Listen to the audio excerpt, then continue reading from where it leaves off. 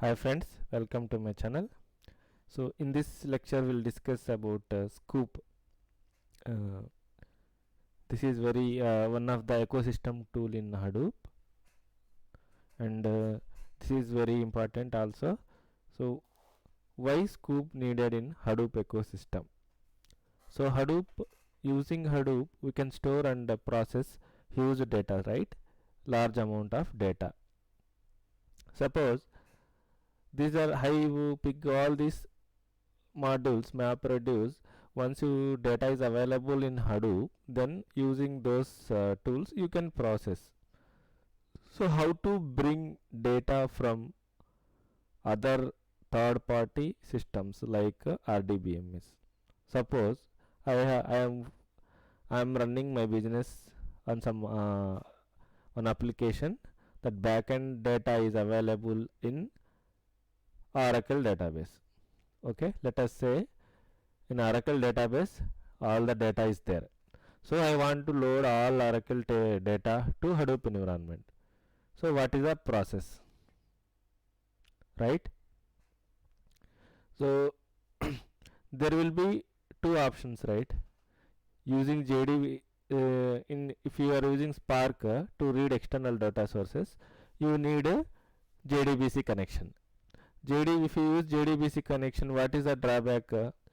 So you have to, whenever you are running that Spark job, it will go and hit the production database. You have to go using JDBC connection. You have to connect to production database, right? Production Oracle database. So that is OLTP database. That when already it will be always busy, that server, with a lot of transactions. Again you are going to hit that hitting from the Spark using JDBC connection. So it is overburden to server, right? So every time whenever you run the job, you have to go and get the information. So this is a tedious job. So what we have to do as a one time job, we have to load all the data from RDBMS, that Oracle, to Hadoop environment. Then you can process using a Hadoop ecosystem. For that only they have designed a SQOOP. SQOOP is nothing but a SQOOP.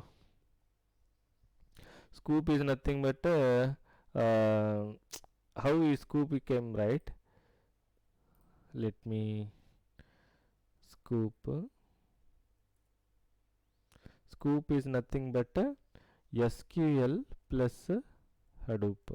This word came from SQL plus Hadoop. In SQL they have taken SQ.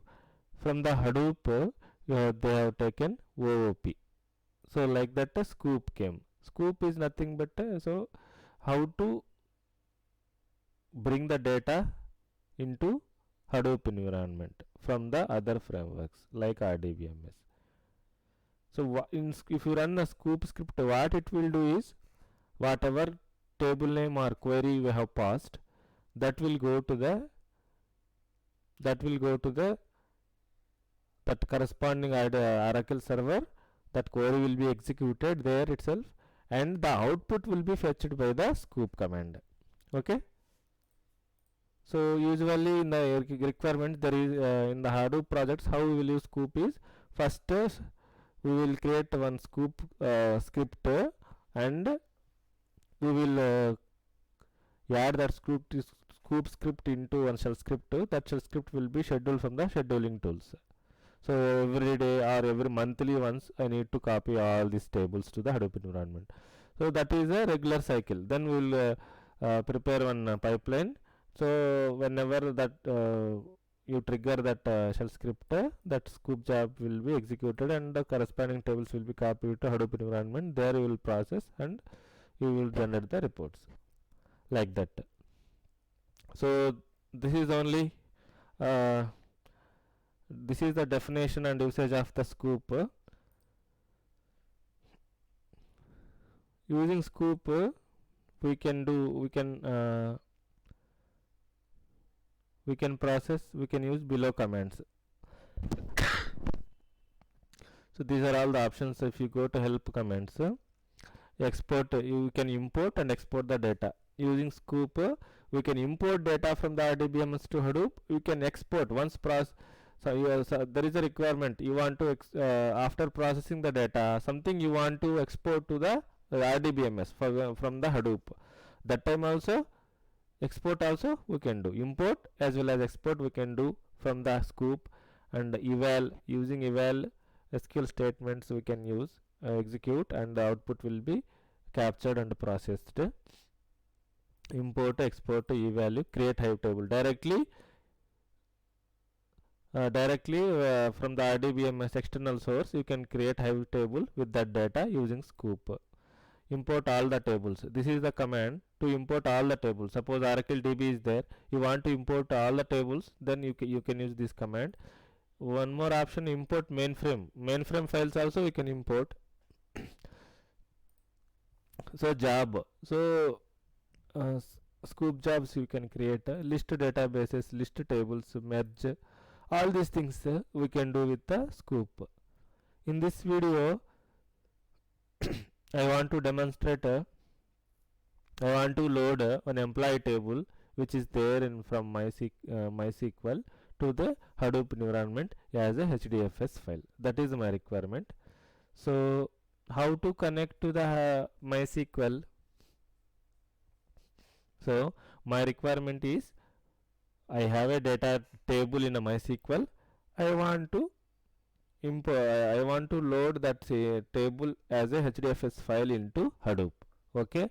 So what is the this is the requirement. So for that requirement, what we can do is, so we have SQOOP, right? We can write a SQOOP script. So how to connect to MySQL? So MySQL in Cloudera, MySQL -u root -p. It will ask password.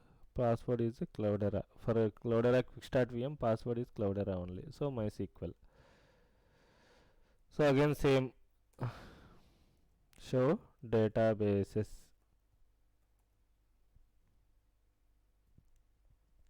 So how many databases are there? Big data trends database is there. I will use big data trends database.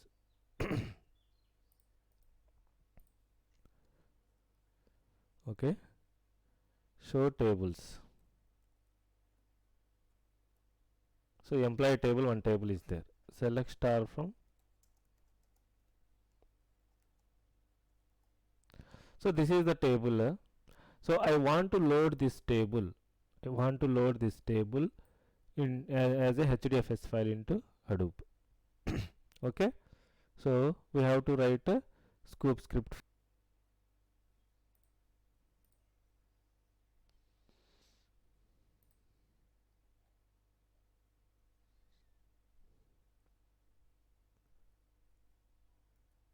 So this is the SQOOP script. SQOOP import. So we are going to import, right? So SQOOP import connect -- connect. Connect means we have to pass JDBC. So if you want to connect that any my database from the any other source, we need to write JDBC connection, right? That's why we have to give JDBC MySQL localhost, because MySQL and so Hadoop both are installed in the same server. That's why localhost database name. Username is root, password is Cloudera. Table name is which table you want to import. Employee table -- target directory. So target directory is the option. So how we want to save that? Which file name? Employee HDFS EMP file. Okay. This is the sample import, SQOOP import to import employee table from MySQL. So if you execute, if you hit enter, if you execute this SQOOP script, internally it will be converted to MapReduce. Okay. So by default it will be divided into 4 mappers.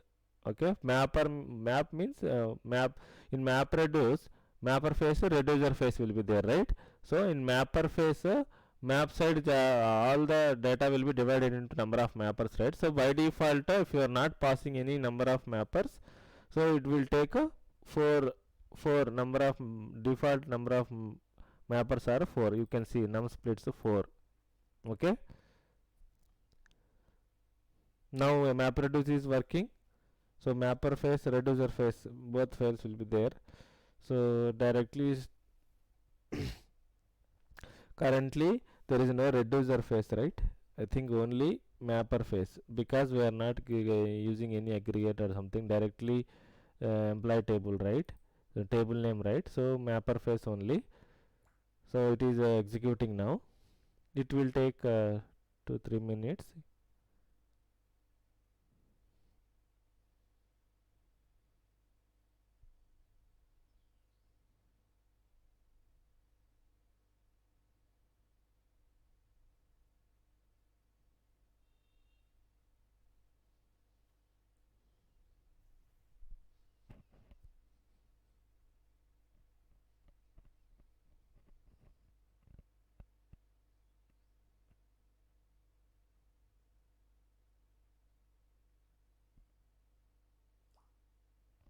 So SQOOP job is completed.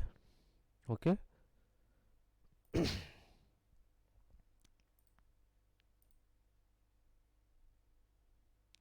So this is the hue, right? So from the hue also you can view that HDFS files. How to see the HDFS files from the hue? Go to that home page and files file browser. You can see user Cloudera. This is the HDFS path, and see I have created file with this, right? If you click on this, see that output will be divided into part files, part m 000 1 2 3. Okay, so if you all that MySQL employee table has been divided into 4 mappers. That's why m means mapper. So this is the output saved as a Hadoop file system. So we have successfully copied RDBMS data employee table into Hadoop file system. So that is the purpose of the SQOOP. This is first video. We'll see in upcoming videos. We'll cover all the other options of